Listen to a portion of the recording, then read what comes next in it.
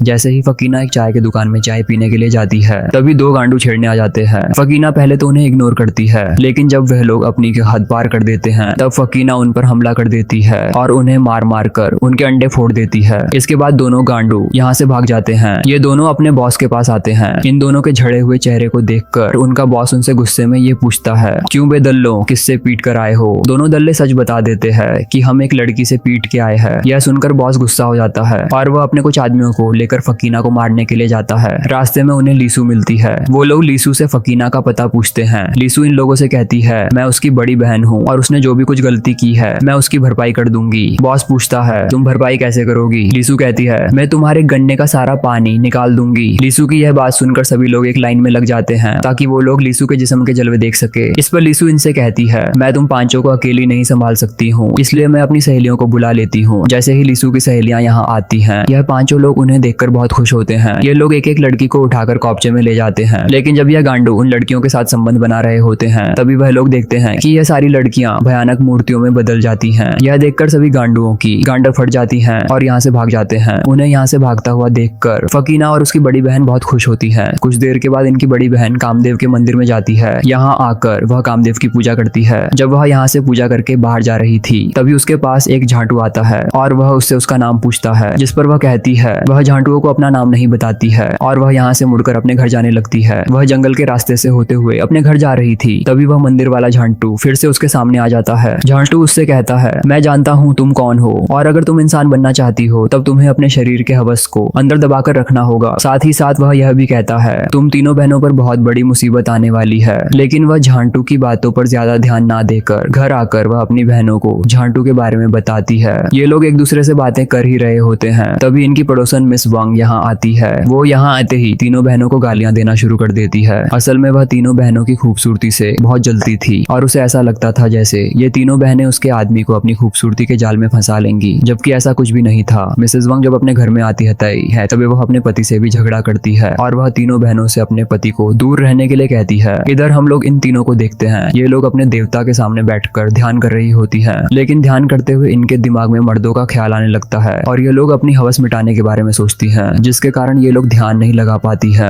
असल में ये तीनों बहनें चुड़ैल थी और ये लोग कई सालों से इंसान बनने के लिए कड़ी तपस्या कर रही थी। कुछ देर के बाद रात हो जाती है और यह तीनों लोग आराम से सो रहे होते हैं। तभी इनमें से सबसे छोटी बहन जाग जाती है क्योंकि उसे बहुत बुरे सपने आ रहे थे। इसके बाद वह बाहर घूमने के लिए जाती है, लेकिन जब वह बाहर आती है तब वह देखती है लीसू खुले में ही नहा रही है और वह साथ ही साथ अपने अंगों को भी सहला रही थी। लीसू की खूबसूरती और उसके भीगे बदन को देखकर फकीना को भी फीलिंग आने लगती है और वो भी साथ नहाने लगती है। तभी इनकी बड़ी बहन की नींद खुल जाती है और वह अपनी बहनों को यहाँ नहीं पाती है। जब वह बाहर आती है तो उनके दोनों बहनों को साथ में नहाता हुआ देखती है। दोनों को ऐसा करता हुआ देखकर वह भी गर्म हो जाती है, लेकिन वह अपने हवस को दबा लेती है क्योंकि उसे जल्दी से जल्दी इंसान बनना था। अगले दिन इनमें से बड़ी बहन जंगल में जाती है और वह देखती है कुछ बदमाश एक आदमी का पीछा कर रहे हैं। तभी वह यहाँ आकर सभी बदमाशों को अपनी शक्तियों से मारती है और उन्हें यहाँ से भगाकर उस आदमी की जान बचा लेती है। इस आदमी का नाम जॉन था। वह यहाँ भागते हुए काफी जख्मी हो चुका था, इसलिए फाई उसे छोड़ने के लिए उसके घर तक आती है। जॉन का घर काफी बिखरा हुआ था। जब जॉन फ्रेश होने के लिए जाता है तब फिर से फई अपने शक्तियों का इस्तेमाल करती है और सारे सामान को अपनी जगह पर रख देती है। जब जॉन बाहर आता है तब वह अपना साफ सुथरा घर देखता है और वह फई को थैंक यू बोलता है। फई उसे बोलती है, आज के बाद मैं तुम्हारे घर आया करूंगी और यहाँ आकर मैं तुम्हारे सारे काम कर दूंगी। दरअसल ये तो एक बहाना था। फई जॉन को इम्प्रेस करके उसका गाजर लेना चाहती थी, जिस पर जॉन उससे कहता है, मेरे पास इतने पैसे नहीं है कि मैं तुम्हें काम पर रख सकूं। उसकी बात सुनकर फई उससे कहती है, मुझे पैसों की कोई भी जरूरत नहीं है, मैं तो बस तुम्हारी मदद करना चाहती हूँ। इधर हम लोग फकीना और लीसू को देखते हैं जो कि अपनी बड़ी बहन का वेट कर रही थी क्योंकि वह सुबह से घर नहीं लौटी थी। कुछ देर के बाद फई घर में वापस आती है, लेकिन वह यहाँ अपनी बहनों को जॉन के बारे में कुछ भी नहीं बताती है। इसके बाद वह एक दिन अच्छे से तैयार होकर जॉन से मिलने के लिए जाती है। सबसे छोटी बहन को उस पर शक होता है, इसलिए वह उसका पीछा करने लगती है। तभी फकीना देखती है उसकी बड़ी बहन एक झोपड़ी के अंदर जाती है। कुछ देर के बाद जब वह जॉन के घर से निकलती है तब फकीना जॉन के घर में जाती है ताकि वह यह बात जॉन को कह सके कि उसकी बड़ी बहन यहाँ क्यों आती है। जॉन यहाँ बाथरूम में नहा रहा होता है। फकीना उसे अचानक देख लेती है और उसे देखकर बहुत घबरा जाती है। जब जॉन की नजर उस पर पड़ती है तब वह उसे भला बुरा कहकर अपने घर से भगा देता है। जिसके बाद फकीना रोते हुए अपने घर में आती है। उसे रोता हुआ देखकर लीसू उससे कारण पूछती है। इसके बाद फकीना लीसू को जॉन के बारे में सब कुछ बताती है। उसकी पूरी बात को सुनकर लीसू को बहुत गुस्सा आता है और वह अपनी तलवार निकालकर जॉन को मारने के लिए निकल जाती है। वह जॉन के घर पहुंचकर उस पर हमला कर देती है। वह उसे मारने की कोशिश करती है, जिससे बचने के लिए जॉन उस पर पानी फेंकता है और उसके बदन को गीला कर देता है। जैसे ही जॉन लीसू के भीगे हुए कपड़ों को देखता है, उसकी हवस जाग जाती है। वहीं इधर लीसू कब से ये सब चाह रही थी। इसके बाद यह दोनों करीब आते हैं और एक दूसरे को खूब प्यार करते हैं। डुग्गा डुग्गी करने के बाद लीसू जब घर आता है, तब फकीना उसे जॉन के बारे में पूछती है। वही कहती है, जॉन को मारकर अधमरा कर दिया था और उससे कहा था दोबारा तुम ऐसा मत करना। यह सुनकर फकीना को बहुत बुरा लगता है और वह जॉन की इस हालत के लिए खुद को जिम्मेदार मानती है। इसके बाद वह जॉन के घर में आती है ताकि उससे माफी मांग सके। वह जॉन के शरीर पर जख्म देखती है और उन्हें देखकर बहुत उदास होती है, लेकिन यह सब तो लीसू का प्यार का निशान था। जॉन भी यहाँ फकीना को कुछ भी नहीं बताता है। फकीना को बहुत बुरा लग रहा था, इसलिए वह अपनी गलती की भरपाई करने के लिए जॉन को अपना शरीर सौंप देती है। फकीना की खूबसूरती को देखकर जॉन का हवस फिर से जाग जाता है और वह उसके साथ भी भयंकर घपा घाप करता है। और फकीना के जाने के बाद फई फई यहाँ आती है। वह जब बिस्तर को ठीक करने लगती है, तब यहाँ उसे एक हेयर पिन मिलता है। फई फई के पूछने पर जॉन उससे कहता है, मैं यह तुम्हारे लिए लेकर आया हूँ। और वह कहती है, तुम मुझसे झूठ बोल रहे हो क्योंकि यह तो मेरी बहन का है। तब जॉन उसे सारी सच्चाई बताता है और वह उससे माफी मांगता है। तब फई फई कहती है, मैं तुम्हें एक शर्त पर माफ कर सकती हूँ। तुम्हें मेरे साथ भी वैसा ही घप्पा घाप करना होगा जैसे मेरी बहनों के साथ किया था। अब फई फई अपने कपड़े उतार देती है। इसके बाद जॉन उसके साथ भी घपा घप करता है। हम लोग तीनों बहनों को उनके घर पर देखते हैं। यह लोग यहाँ खाना खा रही होती हैं। ये लोग साथ तो बैठी हुई थी, लेकिन दूसरे से कोई भी बात नहीं करती है। अपनी बहनों को नजरें चुराता हुआ देखकर फई फई उनसे पूछती है, आखिर तुम लोगों को क्या हुआ है और तुम दोनों ऐसे अजीब बर्ताव क्यों कर रही हो। जिस पर वो दोनों बहनें ये कहती हैं, हमने जॉन के साथ घपा घप किया है। अब फई फई भी उन्हें सब कुछ सच बता देती है। वो कहती है, मैंने भी जॉन के साथ जिस्मानी खेल खेला है। ये लोग बातें कर ही रहे होते हैं, तभी यहाँ पर जॉन आ जाता है। उसे यहाँ देखकर ये तीनों बहनें बहुत खुश होती और यह तीनों गिरोह उसके गले लग जाती हैं। इसके बाद यह चारों लोग बहुत मस्ती करते हैं। एक दिन जब वह चारों एक साथ बिना कपड़ों के नहा रहे होते हैं, तभी मिस्टर वंग उन्हें देख लेता है। इसके बाद वह अपनी पत्नी के पास जाता है और वह उसे सब कुछ बता देता है। अपने पति की बात सुनकर मिसेस वंग तीनों बहनों के घर में आती हैं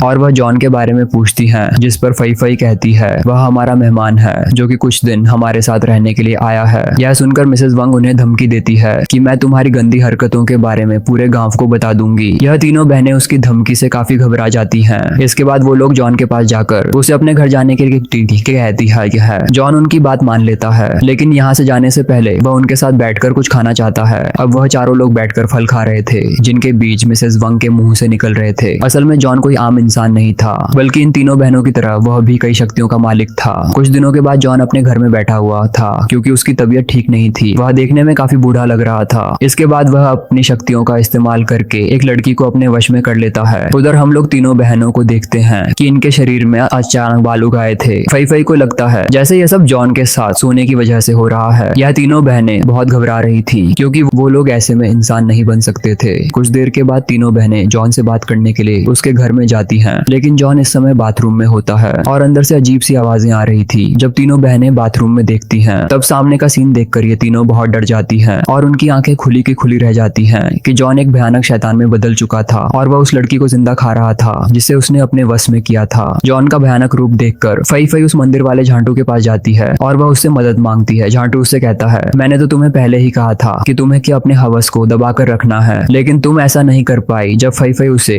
और भी रिक्वेस्ट करती है, तब साधु उसे जॉन से छुटकारा पाने का उपाय बताता है। इसके बाद यह तीनों बहनें घर में आकर जॉन का एक पुतला बनाकर उस पर काला जादू करती है। इस जादू का जॉन पर जल्दी असर होने लगता है। जॉन भी अपनी शक्तियों का इस्तेमाल करके यह समझ जाता है कि उसके साथ यह सब क्या हो रहा है और कौन उस पर काला जादू कर रहा है। इसके बाद वह तुरंत यहाँ पहुंच जाता है और इन तीनों बहनों से लड़ाई करता है। इसके बाद वह इन तीनों को अपने वश में कर लेता है। जैसे ही वो लोग इसके वश में आती हैं, यह तीनों आज अपने कपड़े उतार देती हैं, लेकिन तभी अचानक झांटू यहाँ आ जाता है और वह इन तीनों बहनों को जॉन के जादू से आजाद करता है। आखिर में झांटू अपनी शक्तियों का इस्तेमाल करके जॉन को मार देता है। इसके बाद इन तीनों बहन को अपने किए का पछतावा होता है। असल में जॉन एक बूढ़ा राक्षस था जो कि लड़कियों के साथ संबंध बनाकर जवान और तंदुरुस्त रहता था। जहाँ कहीं भी लड़कियों की हवस जागती थी, जॉन वहाँ पहुंच जाता था। अगर आपको यह कहानी अच्छी लगी हो तब एक लाइक जरूर कर देना और मेरे चैनल को जरूर सब्सक्राइब कर लेना। तो मिलते हैं नेक्स्ट वीडियो में। धन्यवाद।